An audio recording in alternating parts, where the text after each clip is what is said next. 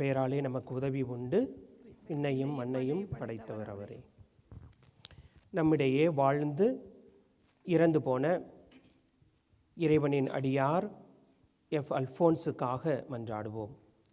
விண்ணகத்தில் இருக்கிற எங்கள் தந்தையே, உமது பெயர் தூயது என போற்ற பெறுக. உமது ஆட்சி வருக. உமது திருவுளம் விண்ணுலகில் நிறைவேறுவது போல மண்ணுலகிலும் நிறைவேறுக. எங்கள் அன்றாட உணவை இன்று எங்களுக்கு தாரும். எங்களுக்கு எதிராக குற்றம் செய்வோரை நாங்கள் மன்னிப்பது போல எங்கள் குற்றங்களை மன்னியும். எங்களை சோதனைக்குட்படுத்தாதேயும்.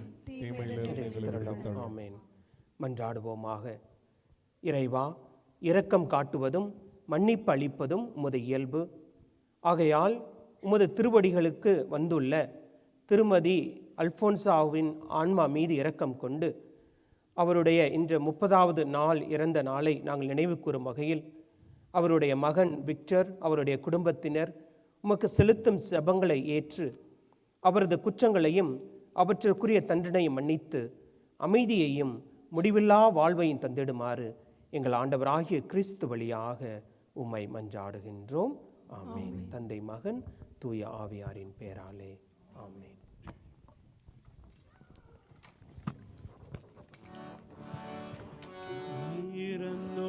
வாழ்வு ஒளி பெருக அவர் இறைவா உம்மிடம் வந்தடைக.